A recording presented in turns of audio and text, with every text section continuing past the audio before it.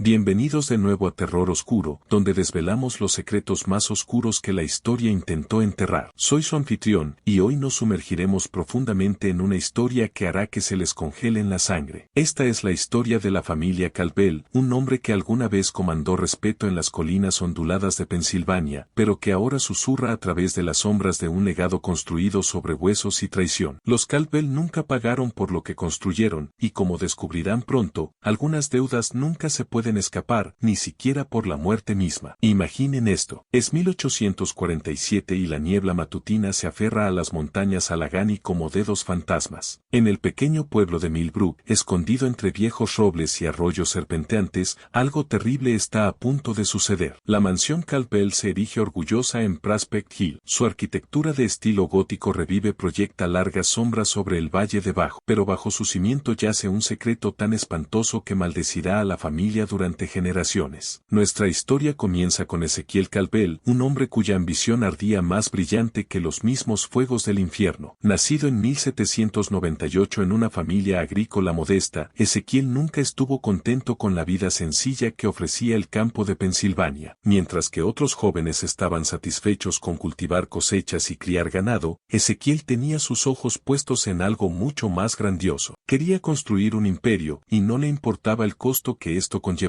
Para 1825, Ezequiel había acumulado suficiente riqueza a través de negocios cuestionables para comprar un significativo terreno en las afueras de Millbrook. Los lugareños susurraban sobre cómo un hombre de sus humildes orígenes podía permitirse una propiedad tan cara. Pero Ezequiel no prestaba atención a esos chismes. Tenía planes más grandes. Planes que harían que el nombre Caldwell fuera sinónimo de poder y prestigio en la región. El terreno que Ezequiel compró era conocido localmente como Whispering Creek, un nombre que debió haber servido como advertencia. Las tribus nativas americanas que habían habitado la zona durante siglos lo consideraban tierra sagrada, un lugar donde descansaban los espíritus de sus ancestros. El pueblo Lapi, que había llamado hogar a esta región mucho antes de que llegaran los colonos europeos, tenía cementerios específicos repartidos por toda la zona. No eran tumbas al azar. Eran lugares ceremoniales donde los líderes tribales, chamanes y guerreros habían sido enterrados con gran reverencia y significado espiritual. Pero Ezequiel Caldwell no era un hombre que creyera en tales supersticiones. Para él, la tierra no era más que una oportunidad de inversión, un lienzo en blanco sobre el cual pintaría su visión de grandeza. El hecho de que pudiera ser sagrada para otros no le importaba. Lo que importaba era su ubicación estratégica, su tierra fértil y su potencial para el desarrollo. Los primeros signos de problemas aparecieron casi inmediatamente después de que Ezequiel tomara posesión de la tierra. Los trabajadores contratados para limpiar el área para la construcción comenzaron a informar sobre descubrimientos extraños. Huesos, fragmentos de cerámica y objetos ceremoniales eran desenterrados con alarmante regularidad. Cualquier persona razonable habría detenido el trabajo y consultado con los representantes tribales locales. Pero Ezequiel estaba impulsado por una obsesión que rozaba la locura. En lugar de reconocer lo que había encontrado, Ezequiel tomó una decisión que maldeciría a su familia por generaciones. Ordenó a sus trabajadores que continuaran limpiando la tierra, pero con instrucciones específicas. Cualquier hueso u objeto que encontraran debía ser desechado en silencio, enterrado más profundo o simplemente triturado y mezclado con el mortero para los cimientos de su futura mansión. Los trabajadores, desesperados por el empleo e intimidados por el comportamiento cada vez más errático de Ezequiel, siguieron sus órdenes sin cuestionarlas. A medida que pasaban los meses, la profanación continuaba. Decenas de tumbas nativas americanas fueron destruidas, sus contenidos, dispersos o incorporados en la propia estructura de la mansión Caldwell. Los trabajadores comenzaron a notar fenómenos extraños casi de inmediato. Las herramientas desaparecían durante la noche, solo para ser encontradas en lugares imposibles. El sonido de tambores podía escucharse resonando por los bosques durante la noche, aunque no quedaba ningún nativo americano en la zona. Algunos trabajadores informaron haber visto figuras sombrías observándolos desde la línea de árboles, figuras que desaparecían al instante. el momento en que miraban directamente a ellas. Pero quizás el desarrollo más perturbador fue el cambio en el propio Ezequiel. A medida que avanzaba la construcción, se volvía cada vez más paranoico y violento. Pasaba horas caminando por el sitio de construcción durante la noche, murmurando para sí mismo en idiomas que nadie reconocía. Su apariencia comenzó a deteriorarse. Su cabello se volvió prematuramente gris. Profundas arrugas se grabaron en su rostro, y sus ojos adquirieron una mirada salvaje y atormentada que aterraba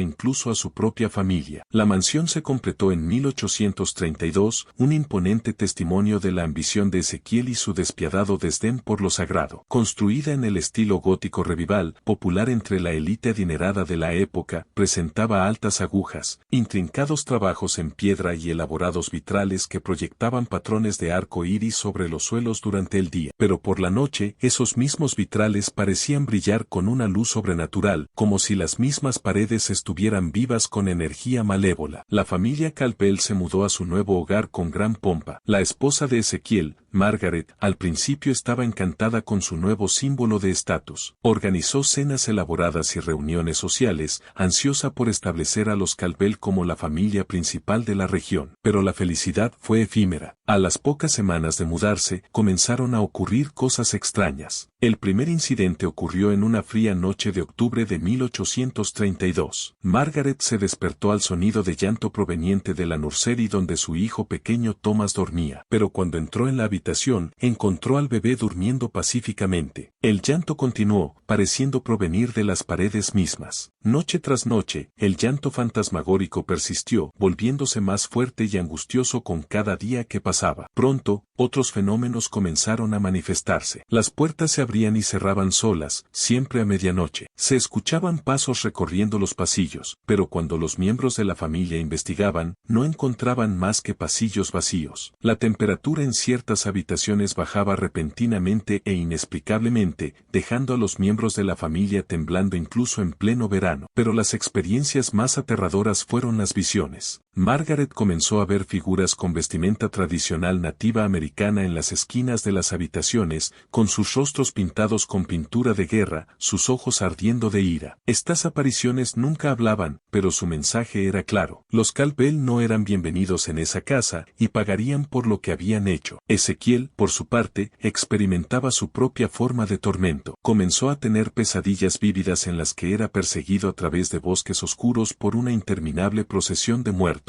En esos sueños, podía escuchar sus voces, hablando en idiomas que no entendía, pero de alguna manera sabía que eran maldiciones que se le estaban imponiendo a él y a su familia. Despertaba gritando, su cuerpo cubierto de rasguños y moretones que no tenían explicación terrenal. A medida que los meses se convertían en años, la actividad sobrenatural en la mansión Campbell se intensificó. Los sirvientes se negaban a trabajar allí, difundiendo historias por todo el pueblo sobre la casa maldita en Prospect Hill. El pastor local, el reverendo Jonathan Whitmore, fue llamado para bendecir la casa, pero incluso él no pudo completar la ceremonia. Según su propio relato, escrito en su diario personal, fue físicamente expulsado de la casa por una presencia invisible que le habló con lo que describió como la voz de 1000 espíritus enojados. Los niños Campbell comenzaron a sufrir también. Thomas, ahora un niño pequeño, a menudo era encontrado hablando con compañeros invisibles, hablando en lo que sonaba como lenguas nativas americanas, a pesar de nunca haber estado expuesto a ellas. Señalaba rincones vacíos de las habitaciones y decía cosas como, los hombres tristes están llorando o quieren ir a casa. Los intentos de Margaret por descartar estos incidentes como pura imaginación infantil se volvieron cada vez más difíciles a medida que Thomas comenzaba a mostrar conocimiento sobre cosas que no podía saber. El aislamiento de la familia respecto a la comunidad creció a medida que las historias sobre la mansión embrujada se difundían. Los socios comerciales comenzaron a evitar a Ezequiel y las invitaciones sociales se secaron. Los Campbell se encontraron atrapados en una casa que se volvía más hostil con cada día que pasaba, rodeados por una comunidad que los miraba con sospecha y miedo. En 1835, la tragedia golpeó a la familia directamente. Margaret dio a luz a una hija, Sarah, pero la niña nació con graves deformidades que el médico local nunca había visto antes. Las extremidades del bebé estaban torcidas, sus ojos estaban nublados por cataratas y parecían parecía estar en dolor constante. Margaret estaba convencida de que la casa misma había corrompido a su hijo no nacido y comenzó a suplicar a Ezequiel que vendiera la propiedad y mudara a la familia a otro lugar. Pero Ezequiel, ahora completamente consumido por su obsesión con la mansión, se negó a considerar la posibilidad de irse. Había invertido demasiado, tanto financiera como emocionalmente, para abandonar su sueño. En cambio, se convenció de que los fenómenos sobrenaturales eran en realidad señales de su propia importancia, pruebas de que había sido elegido para algún propósito mayor. Su agarre sobre la realidad comenzó a desvanecerse por completo. El punto de quiebre llegó en el invierno de 1836. Una tormenta de nieve había atrapado a la familia dentro de la mansión durante varios días, y la actividad sobrenatural alcanzó su punto máximo. El sonido de los tambores resonaba constantemente por la casa, acompañado de cantos que parecían provenir de los mismos cimientos. La temperatura bajó tanto que el hielo comenzó a formarse en las paredes interiores, y el aliento de la familia era visible incluso cuando se acurrucaban alrededor de la chimenea. En la tercera noche de la tormenta, Margaret despertó para encontrar a su esposo de pie al pie de su cama, con los ojos en blanco, hablando en un idioma que no reconocía. Cuando intentó despertarlo, él se giró hacia ella con una expresión de tal rabia y odio que ella gritó y huyó de la habitación. Thomas, ahora de 4 años, fue encontrado a la mañana siguiente en el salón, sentado en un círculo de lo que parecían ser fragmentos de huesos, dibujando imágenes de personas siendo enterradas vivas. Esa fue la noche en que Margaret finalmente entendió el verdadero horror de lo que su esposo había hecho. Deslizarse hacia el sótano en busca de una explicación racional para la actividad sobrenatural cada vez más violenta, descubrió el secreto de Ezequiel. Oculto detrás de una pared falsa había una colección de artefactos nativos americanos, huesos y objetos ceremoniales que había estado acumulando desde el principio de la construcción. Entre ellos había calaveras humanas, algunas todavía con trazas del rojo ocre sagrado usado en las ceremonias funerarias. Pero el descubrimiento más perturbador fue un diario con la escritura de Ezequiel que detallaba su profanación sistemática de los cementerios. Página tras página describía cómo había ordenado la destrucción de tumbas, la molienda de huesos en mortero y la incorporación de objetos sagrados en la misma estructura de la casa. El diario también revelaba que Ezequiel había estado experimentando encuentros sobrenaturales desde el principio, pero en lugar de asustarse, los había estado documentando como si estuviera llevando a cabo algún tipo de retorcido experimento. La última entrada en el diario, fechada solo unos días antes del descubrimiento de Margaret, fue la más espeluznante de todas. En ella, Ezequiel escribió sobre una visión que había tenido en la que los espíritus de los muertos profanados le hablaron directamente. Le dijeron que su familia pagaría por sus crímenes, no solo en esta vida, sino por generaciones venideras. Cada descendiente de los Calvel sería marcado, y la línea familiar terminaría en locura y muerte. Margaret sabía que tenía que actuar. En plena noche, reunió a sus hijos y lo poco que pudo llevar consigo, y huyó de la mansión. Dejó una carta para Ezequiel explicándole lo que había descubierto y rogándole que recobrara el juicio y dejara la casa maldita. Pero Ezequiel nunca leyó la carta. Para cuando la gente del pueblo descubrió la ausencia de Margaret, él ya había comenzado su último descenso hacia la locura. Durante 3 semanas, Ezequiel vivió solo en la mansión, y la actividad sobrenatural alcanzó niveles que nunca antes se habían experimentado. Los vecinos informaron haber visto luces danzando en las ventanas a todas horas, y el sonido de los tambores y los cantos podía escucharse a kilómetros de distancia. Almas valientes intentaron comprobar el estado de Ezequiel, pero fueron ahuyentados por una sensación opresiva de temor que parecía emanar de la casa misma. En una fría mañana de febrero de 1837, el sheriff William Barnes finalmente logró entrar en la mansión para realizar una inspección de bienestar. Lo que encontró dentro lo perseguiría por el resto de su vida. Ezequiel fue hallado en el pasillo principal, sentado en una silla rodeado de velas, con los ojos muy abiertos, pero claramente muerto. Su cuerpo no mostraba signos de violencia, pero su rostro estaba congelado en una expresión de terror absoluto. Pero el aspecto más perturbador de la escena fue lo que lo rodeaba. Las paredes del pasillo principal estaban cubiertas de símbolos y escrituras que parecían tener origen en los nativos americanos. Aunque ningún miembro tribal vivo pudo traducirlos, los símbolos parecían haber sido grabados en la madera y la piedra con uñas, y estaban manchados con lo que parecía ser sangre. En el centro de la habitación, se había dibujado un círculo en el suelo usando lo que más tarde se determinó que era una mezcla de ceniza y huesos molidos. El informe del forense indicó que la causa de la muerte fue insuficiencia cardíaca provocada por un terror extremo, pero aquello Aquellos que vieron el cuerpo susurraban que Ezequiel había sido literalmente asustado hasta la muerte por algo tan horrible que su mente no pudo procesarlo. El funeral fue un acto pequeño al que asistieron solo unos pocos habitantes del pueblo que se sintieron obligados a rendir sus respetos. Margaret y los niños no asistieron. Con la muerte de Ezequiel, el pueblo de Millbrook esperaba que la pesadilla finalmente hubiera terminado. La mansión fue sellada y dejada a decaer, y durante varios años, parecía como si la actividad sobrenatural hubiera cesado. Pero la pesadilla de la familia Campbell estaba lejos de terminar. La maldición que se había impuesto sobre ellos comenzaba a manifestar su verdadero poder. Margaret había llevado a los niños a vivir con su hermana en Filadelfia, con la esperanza de que la distancia los protegería de cualquier mal que hubiera consumido a su padre. Por un tiempo, parecía que podrían reconstruir una vida normal. Thomas mostraba signos de recuperarse de su traumática infancia temprana, y la bebé Sarah, a pesar de sus desafíos físicos, se estaba desarrollando en una niña brillante y cariñosa. Pero la paz fue efímera. En el 8º cumpleaños de Thomas, en 1840, los fenómenos sobrenaturales comenzaron nuevamente. Comenzó con pesadillas, tal como había sucedido con su padre. Thomas se despertaba gritando, diciendo que podía ver a los muertos enterrados de pie alrededor de su cama. Dibujaba imágenes de hombres y mujeres con ropa tradicional nativa americana, siempre representándolos como enojados o tristes, siempre mostrándolos saliendo de la tierra. Margaret trató de descartar estos episodios como trauma infantil, pero no podía ignorar las pruebas físicas que comenzaban a aparecer. Thomas despertaba con rasguños en sus brazos y piernas, marcas que parecían ser de garras, pero que no podían ser explicadas por nada en su entorno. Los objetos de la casa se movían solos, y la temperatura bajaba repentinamente cada vez que Thomas vivía uno de sus episodios. Los problemas de la familia se intensificaron cuando Sarah comenzó a mostrar habilidades inusuales. A pesar de haber nacido con discapacidades físicas severas, parecía poseer un conocimiento sorprendente de cosas que nunca le habían enseñado. Hablaba de eventos que habían ocurrido en la mansión antes de que ella naciera, describiendo detalles que solo alguien que había estado allí podría saber. También predecía eventos futuros con inquietante precisión, siempre enfocándose en tragedias y muertes. Para 1842, se hizo claro que la maldición no se limitaba a la mansión. La familia Campbell había sido marcada, y ninguna cantidad de distancia podría salvarlos de las fuerzas sobrenaturales que se habían puesto en marcha por los crímenes de Ezequiel. Margaret tomó la difícil decisión de regresar a Millbrook con sus hijos, con la esperanza de que enfrentar la fuente de la maldición pudiera de alguna manera romperla. La mansión había sido abandonada durante 5 años, y la naturaleza había comenzado a reclamarla. Las enredaderas cubrían las paredes, las ventanas estaban rotas, y la entrada que alguna vez fue grandiosa estaba ahogada por las malas hierbas. Pero cuando la familia se acercó a la casa, pudieron sentir la misma presencia opresiva que los había alejado años antes. Si acaso, había crecido más fuerte en su ausencia. El plan de Margaret familia Campbell se encontró atrapada en una casa que se volvía más hostil con cada día que pasaba, rodeados por una comunidad que los miraba con sospecha y miedo. En 1835, la tragedia golpeó a la familia directamente. Margaret dio a luz a una hija, Sarah, pero la niña nació con graves deformidades que el médico local nunca había visto antes. Las extremidades del bebé estaban torcidas, sus ojos estaban nublados por cataratas y parecía estar en dolor constante. Margaret estaba convencida de que la casa misma había corrompido a su hijo no nacido, y comenzó a suplicar a Ezequiel que vendiera la propiedad y mudara a la familia a otro lugar. Pero Ezequiel, ahora completamente consumido por su obsesión con la mansión, se negó a considerar la posibilidad de irse. Había invertido demasiado, tanto financiera como emocionalmente, para abandonar su sueño. En cambio, se convenció de que los fenómenos sobrenaturales eran en realidad señales de su propia importancia, pruebas de que había sido elegido para algún propósito mayor. Su agarre sobre la realidad comenzó a desvanecerse por completo. El punto de quiebre llegó en el invierno de 1836. Una tormenta de nieve había atrapado a la familia dentro de la mansión durante varios días, y la actividad sobrenatural alcanzó su punto máximo. El sonido de los tambores resonaba constantemente por la casa, acompañado de cantos que parecían provenir de los mismos cimientos. La temperatura bajó tanto que el hielo comenzó a formarse en las paredes interiores, y el aliento de la familia era visible incluso cuando se acurrucaban alrededor de la chimenea. En la tercera noche de la tormenta, Margaret despertó para encontrar a su esposo de pie al al pie de su cama, con los ojos en blanco, hablando en un idioma que no reconocía. Cuando intentó despertarlo, él se giró hacia ella con una expresión de tal rabia y odio que ella gritó y huyó de la habitación. Thomas, ahora de 4 años, fue encontrado a la mañana siguiente en el salón, sentado en un círculo de lo que parecían ser fragmentos de huesos, dibujando imágenes de personas siendo enterradas vivas. Esa fue la noche en que Margaret finalmente entendió el verdadero horror de lo que su esposo había hecho. Deslizarse hacia el sótano en busca de una explicación racional para la actividad sobrenatural cada vez más violenta, descubrió el secreto de Ezequiel. Oculto detrás de una pared falsa había una colección de artefactos nativos americanos, huesos y objetos ceremoniales que había estado acumulando desde el principio de la construcción. Entre ellos había calaveras humanas, algunas todavía con trazas del rojo ocre sagrado usado en las ceremonias funerarias. Pero el descubrimiento más perturbador fue un diario con la escritura de Ezequiel que detallaba su profanación sistemática de los cementerios. Página tras página describía cómo había ordenado la destrucción de tumbas, la molienda de huesos en mortero y la incorporación de objetos sagrados en la misma estructura de la casa. El diario también revelaba que Ezequiel había estado experimentando encuentros sobrenaturales desde el principio, pero en lugar de asustarse, los había estado documentando como si estuviera llevando a cabo algún tipo de retorcido experimento. La última entrada en el diario, fechada solo unos días antes del descubrimiento de Margaret, fue la más espeluznante de todas. En ella, Ezequiel escribió sobre una visión que había tenido en la que los espíritus de los muertos profanados le hablaron directamente. Le dijeron que su familia pagaría por sus crímenes, no solo en esta vida, sino por generaciones venideras. Cada descendiente de los Calvel sería marcado, y la línea familiar terminaría en locura y muerte. Margaret sabía que tenía que actuar. En plena noche, reunió a sus hijos y lo poco que pudo llevar consigo, y huyó de la mansión. Dejó una carta para Ezequiel explicándole lo que había descubierto y rogándole que recobrara el juicio y dejara la casa maldita. Pero Ezequiel nunca leyó la carta. Para cuando la gente del pueblo descubrió la ausencia de Margaret, él ya había comenzado su último descenso hacia la locura. Durante 3 semanas, Ezequiel vivió solo en la mansión, y la actividad sobrenatural alcanzó niveles que nunca antes se habían experimentado. Los vecinos informaron haber visto luces danzando en las ventanas a todas horas, y el sonido de los tambores y los cantos podía escucharse a kilómetros de distancia. Almas valientes intentaron comprobar el estado de Ezequiel, pero fueron ahuyentados por una sensación opresiva de temor que parecía emanar de la casa misma. En el paso del tiempo, según Madame Zelda, los espíritus no solo deseaban venganza por la profanación de sus tumbas, sino que buscaban justicia, algo que los vivos no podían ofrecerles. La mujer espiritualista describió cómo, durante sus 3 noches en la mansión, las apariciones no solo la observaban, sino que intentaban comunicarse con ella. A menudo, se encontraba rodeada por figuras sombrías que susurraban en un idioma que no podía comprender, pero que parecía cargado de tristeza y cólera. En una de las noches más intensas, Zelda afirmó que vio un círculo de espíritus que emergieron del suelo, sus ojos ardiendo con furia, como si quisieran arrastrar a los vivos a su sufrimiento eterno. La mujer escribió en sus cartas que los espíritus no solo deseaban venganza, sino que estaban en una especie de juicio, esperando que los vivos aceptaran su culpa y se arrepintieran. Los espíritus parecían seguir un patrón específico, buscando a los descendientes de los que profanaron sus tumbas. En sus cartas, Madame Zelda insistió en que el único camino hacia la paz para la familia Calvel era reconocer el daño cometido y hacer una restitución que no podía lograrse con simples palabras. Samuel y Rebecca, agotados por los eventos y completamente aterrorizados, comenzaron a considerar la posibilidad de abandonar la mansión. Sin embargo, a medida que pasaba el tiempo, los fenómenos se intensificaron. Los espíritus ya no solo aparecían por la noche, comenzaron a materializarse durante el día, interrumpiendo las actividades diarias de la familia. Los objetos se movían por sí mismos, las voces susurraban en las paredes y las temperaturas caían drásticamente, incluso en los días más cálidos. A medida que pasaban los meses, los niños continuaron mostrando signos de posesión y deterioro físico. James, cada vez más descontrolado, comenzó a hablar de los hombres tristes y sus voces, las cuales describían las torturas que habían sufrido. Mary, cuya obsesión obsesión con el fuego aumentaba, estaba convencida de que los hombres quemados la llamaban para ayudarles a encontrar paz, mientras que Elizabeth, la más afectada, parecía vivir más años de los que realmente tenía, desmoronándose rápidamente ante los ojos de sus padres. Finalmente, Samuel tomó una decisión drástica. Consciente de que nada podría salvarlos de la maldición que los perseguía, se preparó para abandonar la mansión. Sin embargo, como ocurriría más tarde con otros miembros de la familia, la maldición no permitiría que se fueran sin pagar un precio. La mansión Calvel, ahora sellada por tercera vez, seguía siendo un lugar maldito. Los espíritus que habitaban sus paredes continuaban su misión de vengarse, esperando que algún día alguien enfrentara las consecuencias de las transgresiones que se habían cometido sobre su tierra sagrada. Cada año que pasaba, la actividad sobrenatural se intensificaba y la angustia de la familia Calvel parecía no tener fin. La espiritista también afirmó haber contactado con el espíritu de Ezequiel Calvel, quien se le presentó como un alma atormentada, suplicando perdón, pero incapaz de encontrar la paz. Según su relato, el espíritu de Ezequiel estaba siendo castigado por los espíritus nativos americanos, forzado a presenciar el sufrimiento de sus descendientes como pago por sus crímenes. Pero quizás la revelación más perturbadora en las cartas de Madame Zelda fue su descripción de lo que ella llamó el Gran Llamado. Aseguró que los espíritus nativos americanos no solo buscaban venganza contra la familia Calvel, sino que activamente trabajaban para reunir más aliados sobrenaturales para su causa. La mansión se había convertido en un punto focal de energía espiritual, atrayendo los fantasmas de otros nativos americanos que habían muerto en toda la región, todos ellos unidos en su ira contra la destrucción sistemática de sus sitios sagrados. La investigación de Madame Zelda terminó abruptamente en su tercera noche en la mansión, cuando fue encontrada inconsciente en el hall principal. Su cabello se volvió completamente blanco y sus ojos, abiertos de terror. Recuperó la conciencia, pero se negó a discutir lo que había experimentado, diciendo solo que la situación estaba más allá de la comprensión humana y que la familia Calvel debería abandonar la mansión inmediatamente. Sin embargo, Samuel, al igual que su hermano antes que él, no estaba dispuesto a abandonar su inversión en la propiedad. Había gastado todos sus ahorros para mudarse con su familia a Pensilvania y no podía permitirse empezar de nuevo en otro lugar. En su lugar, decidió luchar contra las fuerzas sobrenaturales que aterrorizaban a su familia. El enfoque de Samuel fue más agresivo que el de su hermano. En lugar de intentar ignorar la actividad sobrenatural, comenzó a enfrentarse activamente a ella. Pasaba noches en el sótano desafiando a los espíritus y exigiendo que dejaran a su familia en paz. Trajo a un pastor local para realizar múltiples exorcismos e incluso intentó quemar porciones de la mansión que parecían ser puntos calientes de actividad sobrenatural. Estos esfuerzos solo sirvieron para enfurecer aún más a los espíritus. La actividad sobrenatural escaló a niveles nunca antes experimentados, incluso durante el peor de los tiempos de Ezequiel en la mansión. La casa temblaba violentamente, como si estuviera siendo desgarrada por manos invisibles. La temperatura fluctuaba de manera salvaje, a veces cayendo por debajo de cero y otras veces convirtiéndose en tan alta que la familia se veía obligada a huir de ciertas habitaciones. Pero el desarrollo más aterrador fue la aparición de lo que Samuel describió en su diario como el ejército de sombras. Estos no eran espíritus individuales, sino una masa de formas oscuras que se movían por la casa como un ser vivo. Engullían muebles, paredes e incluso miembros de la familia, dejando atrás una sensación de desesperación y terror abrumadores. El final llegó para la familia de Samuel en la primavera de 1844. James, que se había vuelto cada vez más inestable, desapareció una noche durante un episodio particularmente violento de actividad sobrenatural. Fue encontrado una semana después en el bosque detrás de la mansión, su cuerpo parcialmente enterrado en una tumba poco profunda que parecía haber sido excavada a mano. El informe del forense indicó que había sido enterrado vivo, pero no había evidencia de lucha ni indicación de quién podría haber sido responsable. La muerte de Mary siguió poco después. Fue encontrada en su dormitorio, rodeada de docenas de velas que se habían quemado hasta quedar en trozos. Su cuerpo no mostraba signos de violencia, pero su piel estaba severamente quemada, como si hubiera estado expuesta a un calor intenso durante un periodo prolongado. Lo más extraño de su muerte fue que las velas parecían haber estado encendidas durante días, pero la habitación no mostraba otros signos de daño por fuego. El destino de Elizabeth fue quizás el más trágico de todos. Su envejecimiento acelerado había llegado al punto en que parecía una anciana a pesar de tener solo 8 años. Pasaba horas sentada en el salón, balanceándose de un lado a otro y hablando en lenguas nativas americanas. Murió pacíficamente mientras dormía, pero cuando su cuerpo fue encontrado, tenía la apariencia de alguien que había muerto de vejez y no de una niña. ChatGPT.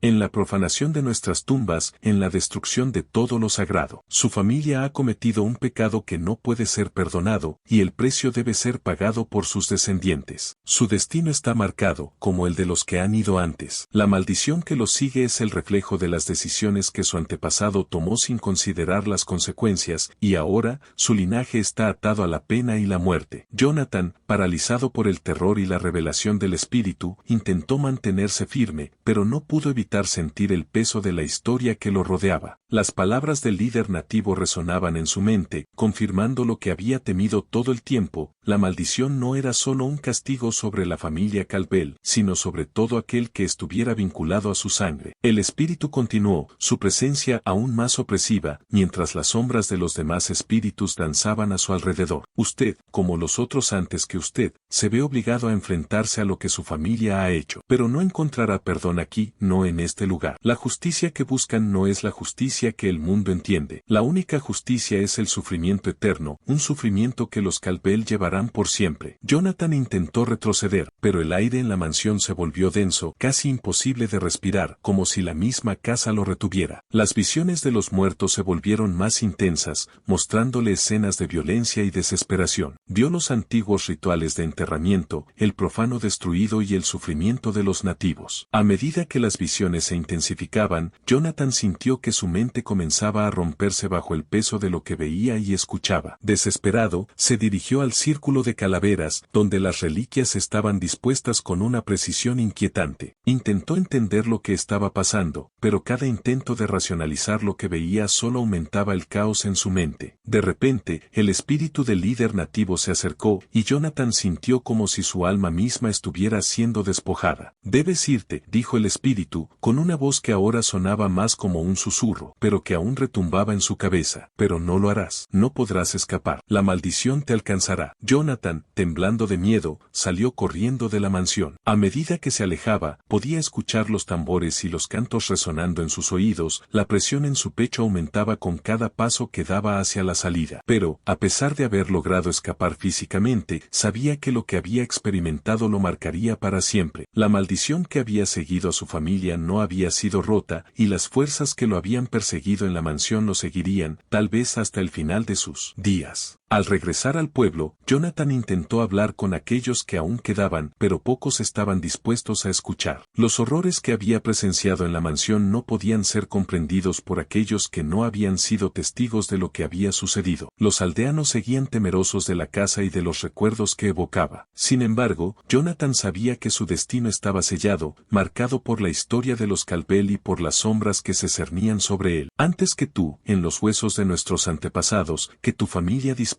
como polvo al viento. Jonathan intentó explicar que él no había sido responsable de la profanación, que ni siquiera sabía de ello hasta hace poco. Pero el jefe no se conmovió por sus súplicas. «Los pecados de los padres se visitan sobre los hijos», respondió el jefe. «Tu familia tomó nuestros lugares sagrados y construyó monumentos a la codicia sobre nuestras tumbas. La deuda debe ser saldada, y se saldará con sangre y sufrimiento hasta que el último de tu linaje haya sido consumido por la oscuridad que tu antepasado invitó a este mundo». El jefe luego reveló el verdadero alcance de la maldición que había sido impuesta sobre la familia Caldwell. No se trataba solo de acoso sobrenatural. Era una campaña sistemática para borrar el nombre de los Caldwell de la existencia por completo. Cada miembro de la familia, sin importar cuán lejana fuera su conexión, sería cazado por los espíritus de los muertos profanados hasta que la línea de sangre fuera completamente extinguida. Pero el jefe también reveló algo aún más aterrador. La maldición no se limitaba a la familia familia Caldwell. Cualquiera que hubiérase beneficiado de la profanación, cualquiera que hubiera vivido en la tierra o se hubiera beneficiado de su desarrollo también sería responsabilizado. Toda la ciudad de Millbrook fue construida sobre tierra sagrada, y los espíritus se estaban preparando para extender su venganza y abarcar a todos los que habían participado en la destrucción sistemática de su cultura. Jonathan escuchó esta revelación con creciente horror, entendiendo que no solo estaba presenciando las consecuencias sobrenaturales de las acciones de su familia, sino que estaba viendo el comienzo de algo mucho más grande y devastador. La maldición estaba evolucionando, haciéndose más fuerte con cada año que pasaba, y no se calmaría hasta que cada traza del asentamiento colonial hubiera sido barrida. Las últimas palabras del jefe para Jonathan fueron tanto una advertencia como una profecía. Tu familia fue la primera en profanar nuestros lugares sagrados, pero no serás el último en pagar el precio. La oscuridad que tu antepasado desató se extenderá hasta que consuma a todos los que han construido sus vidas sobre nuestros huesos. Este es el precio de la profanación y se pagará en su totalidad. Con esas palabras, los espíritus en el sótano comenzaron a moverse, rodeando a Jonathan con una presencia abrumadora de ira y odio. Sintió como su cordura se desmoronaba mientras las voces de los muertos llenaban su mente. Todos hablaban al mismo tiempo, todos exigiendo justicia por los agravios que se les habían hecho. El guía de Jonathan, William Murphy, lo encontró 3 días después sentado en el hall principal de la mansión, en la misma silla donde tantos miembros de la familia Caldwell habían muerto antes que él. Jonathan estaba vivo, pero su mente se había ido por completo. Pasaba horas mirando al vacío, de vez en cuando murmurando en lo que sonaban como lenguas nativas americanas. Dibujaba imágenes de ceremonias funerarias y rituales sagrados. A pesar de no tener conocimiento de tales cosas, Murphy llevó a Jonathan de vuelta al pueblo, pero estaba claro que nunca se recuperaría. Fue puesto bajo el cuidado de un médico local, pero su condición solo empeoró con el tiempo. Pasaba sus días hablando con compañeros invisibles, describiendo visiones de la mansión y los espíritus que habitaban allí. Murió 6 meses después, su cuerpo encontrado en la misma posición que todos los otros miembros de la familia Caldwell, sentado erguido con los ojos bien abiertos por el terror. Pero la muerte de Jonathan no fue el final del alcance de la maldición. En los meses que siguieron, otros parientes lejanos comenzaron a experimentar fenómenos sobrenaturales. Una prima en Boston reportó ver espíritus nativos americanos en su casa. Un sobrino en Filadelfia comenzó a tener pesadillas sobre ser enterrado vivo. Un miembro adoptado de la familia en Virginia encontró su casa plagada por el sonido de tambores y cantos. El patrón siempre era el mismo. El acoso sobrenatural comenzaba con incidentes menores, escalaba a manifestaciones completas y, finalmente, llevaba a la víctima a la locura y la muerte. Ninguna cantidad de distancia parecía proporcionar protección, y ninguna cantidad de oración o intervención espiritual podía romper la maldición. A medida que se difundieron noticias de estos incidentes, los historiadores y expertos sobrenaturales comenzaron a tomar nota, pero también fueron atraídos por la telaraña de la maldición. Los investigadores comenzaron a tomar nota. La maldición de los Caldwell, como se llegó a conocer, era sin precedentes en su alcance y persistencia. A diferencia de otros casos reportados de casas encantadas, que generalmente se limitaban a lugares específicos o ligados a objetos particulares, esta maldición parecía tener vida propia, buscando activamente a sus víctimas y adaptando sus métodos para superar cualquier defensa que pudieran emplear. Una de las investigaciones más exhaustivas de la maldición fue realizada por el Dr. Cornelius Bittman, profesor de antropología en la Universidad de Harvard, quien había hecho carrera estudiando las prácticas espirituales de los nativos americanos. El Dr. Bittman se interesó en el caso de los Caldwell después de leer los informes periodísticos sobre las misteriosas muertes que habían acosado a la familia y decidió realizar su propia investigación sobre el asunto. La investigación del Dr. Bittman, que tuvo lugar durante varios meses en 1847, fue notable por su exhaustividad y enfoque científico. Entrevistó a docenas de testigos, examinó la evidencia física en la mansión y consultó con los miembros sobrevivientes de las tribus nativas americanas locales que conocían las prácticas espirituales que habían sido violadas por las acciones de Ezequiel Caldwell. Lo que el Dr. Bittman descubrió fue que la tierra donde se encontraba la mansión había sido sagrada para las tribus locales durante siglos. No solo era un terreno de enterramiento, sino que era un lugar donde se realizaban las ceremonias espirituales más importantes, donde los líderes tribales se entrenaban en las artes sagradas y donde se creía que la conexión entre los mundos físico y espiritual era la más fuerte. La profanación de tal lugar era considerada por las tribus como uno de los crímenes espirituales más graves imaginables.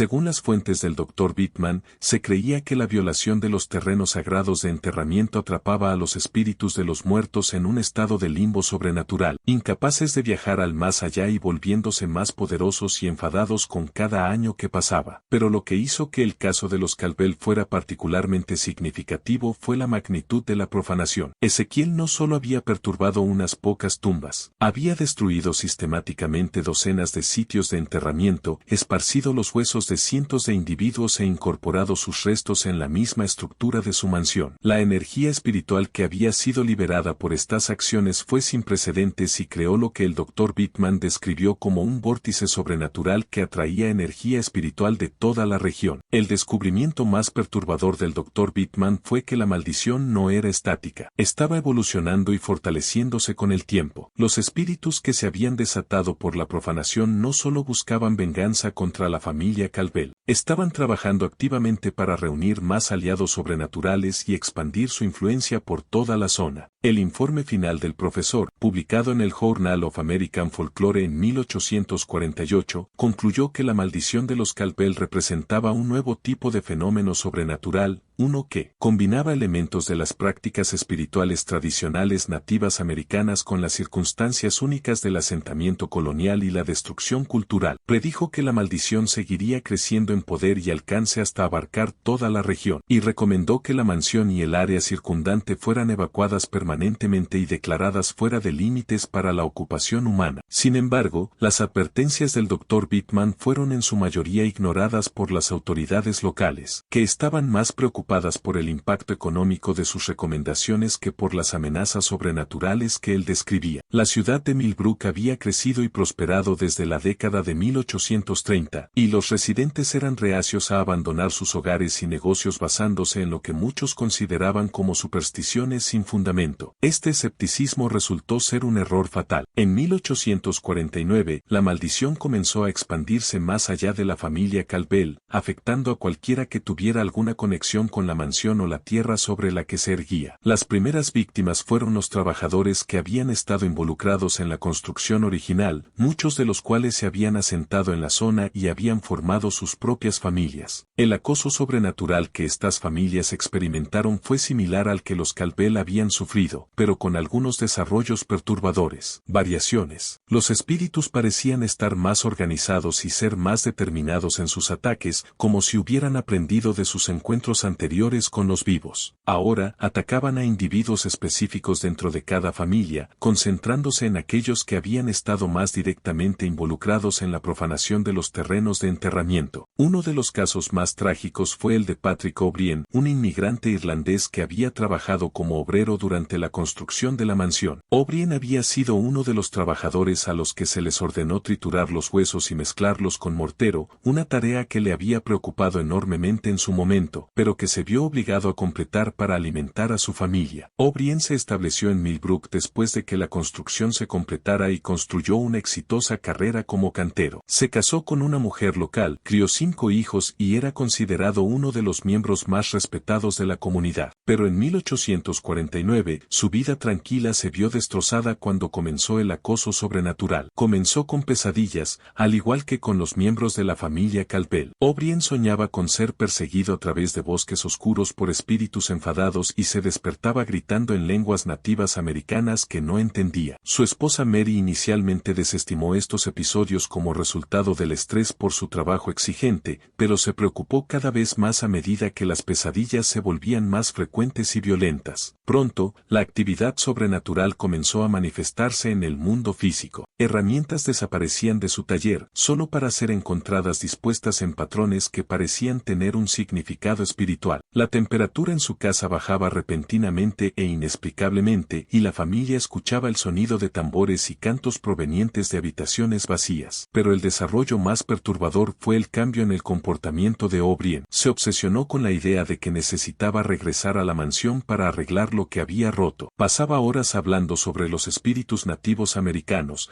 describiéndolos como si los conociera personalmente y expresando un profundo remordimiento por su papel en la profanación de sus terrenos sagrados. La familia de O'Brien intentó evitar que visitara la mansión, pero él se escapaba por la noche, impulsado por una compulsión que no podía resistir. Cada vez que regresaba de estas visitas nocturnas, estaba más perturbado y más desconectado de la realidad. Hablaba en lenguas nativas americanas, dibujaba imágenes de ceremonias funerarias y describía visiones de la mansión tal como había sido durante el apogeo de la actividad sobrenatural. El final llegó para O'Brien en una fría noche de noviembre de 1849. Desapareció de su hogar durante una tormenta violenta y su cuerpo fue encontrado a la mañana siguiente en las ruinas de la mansión, sentado en la misma silla donde tantos habían muerto antes que él. Pero a diferencia de las víctimas anteriores, la muerte de O'Brien mostró signos de violencia. Su cuerpo estaba cubierto de heridas que parecían haber sido infligidas por varios atacantes, pero no había evidencia de perpetradores humanos. La muerte de O'Brien envió ondas de choque a través de la comunidad de Millbrook. Había sido un miembro popular y respetado del pueblo, y su espantoso destino dejó claro que las fuerzas sobrenaturales que se habían desatado no se limitaban solo a la familia Campbell. Cualquier persona que hubiera estado involucrada en la construcción de la mansión, sin importar cuán indirectamente, era ahora un objetivo potencial. El pánico que siguió a la muerte de O'Brien llevó a un éxodo masivo desde Millbrook. Familias que habían vivido en la zona durante generaciones empacaron sus pertenencias y se mudaron, reacias a arriesgarse a convertirse en las siguientes víctimas de la maldición. Los negocios cerraron, los valores de las propiedades cayeron en picado, y la comunidad, que antes prosperaba, comenzó a marchitarse y morir. Pero para aquellos que permanecieron, el acoso sobrenatural continuó escalando. Los espíritus parecían sentirse más valientes después de su éxito en ahuyentar a tantos habitantes del pueblo, y comenzaron a atacar a cualquiera que tuviera incluso la más débil conexión con la mansión o su construcción. El herrero local, que había forjado los clavos, que se usaron en la construcción de la mansión, comenzó a experimentar fenómenos sobrenaturales en su taller. Sus herramientas se reorganizaban durante la noche y encontraba símbolos misteriosos grabados en su banco de trabajo. El panadero, que había proporcionado comida a los trabajadores de la construcción, encontró sus hornos plagados por extraños fuegos que quemaban de manera fría en lugar de caliente. El pastor local, que había sido llamado para bendecir la construcción de la mansión, comenzó a tener visiones de espíritus nativos americanos de pie en su iglesia, con sus rostros pintados con pintura de guerra y sus ojos ardiendo con fuego sobrenatural. A medida que la maldición continuaba expandiéndose, quedó claro que los espíritus no solo buscaban venganza contra los individuos, estaban trabajando para reclamar toda el área para sus propios fines. La mansión en sí misma se había convertido en un punto focal para la energía sobrenatural, atrayendo espíritus de toda la región y sirviendo como base de operaciones para su campaña contra los vivos. Comenzaron a surgir informes de viajeros que se habían perdido en los bosques alrededor de la mansión, solo para encontrarse rodeados por los fantasmas de los nativos americanos que los llevaban más profundamente en el bosque y los dejaban morir de exposición. Los cazadores informaron haber visto aldeas enteras de espíritus en los bosques, completas con chozas, fogatas y reuniones ceremoniales que desaparecían